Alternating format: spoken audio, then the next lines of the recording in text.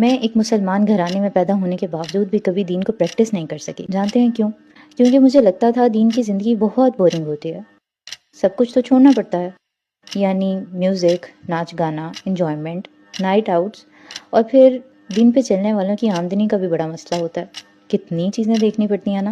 اور سچ کہوں تو کہیں نہ کہیں یہ سب چیزیں صحیح تھیں. سب نے مجھے جو بتایا اور میں نے جو دیکھا سب سچ تھا. لیکن مجھے کبھی کسی نے یہ نہیں بتایا کہ ایک جوان لڑکی جو بہت خوبصورت بھی ہو، ایسی کیا چیز ہے جو 45 ڈگریز میں اپنے آپ کو برقعے میں اور نقاب میں ڈھانپنے میں اسے مجبور کرتی ہے. جب ایک شخص رشوت اور سود سے 2 گنا پیسہ بنا سکتا ہے اور جو زندگی وہ اپنے آس پاس لوگوں کو جیتے دیکھ رہا ہوتا ہے وہ بھی انجوائے کر سکتا ہے، ایسی کیا چیز ہے جو وہ یہ سب نہیں کرتا؟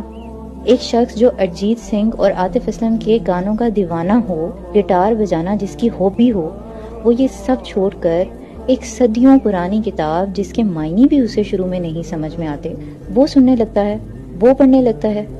ایسی کیا چیز ہے جو اسے یہ سب کروا دیتی ہے؟ ایک عورت جو کسی کے لیے اپنی کلائی تک کاٹنے کو تیار ہے، وہ کیسے اسی شخص کو یہ کہہ کر چھوڑ سکتی ہے کہ اگر کچھ دنوں میں نکاح نہیں کرو گے تو میں دوبارہ تم سے بات نہیں کروں گی؟ ایسا کیا ہو جاتا ہے؟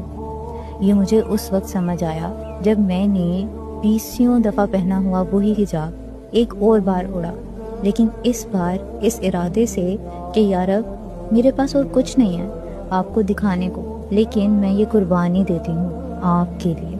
مجھے وہ سکون چاہیے جو صرف آپ کی یاد میں ہے.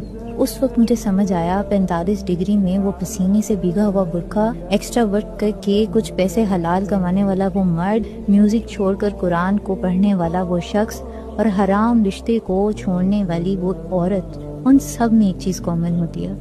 وہ جس رب کو ہمیشہ سے جانتے تھے نا، اس رب کو وہ کسی طرح پہچان جاتے ہیں. ان کو بھی کہیں نہ کہیں اس سکون کی تلاش تھی جو رب کے راستے پہ چلنے سے ملتا ہے، اور وہ جانتے ہیں اس کی قیمت اس دنیا کی کوئی چیز، کوئی ریلیشن ادا نہیں کر سکتا. وہ سکون جو رب کے راستے پہ چلنے سے ملتا ہے، اس کا اس دنیا کی کسی چیز سے مقابلہ کر لیا جائے حقیر ہی کہلائے گی. اور یہ لوگ اس سکون پہ کمپرومائز نہیں کرتے.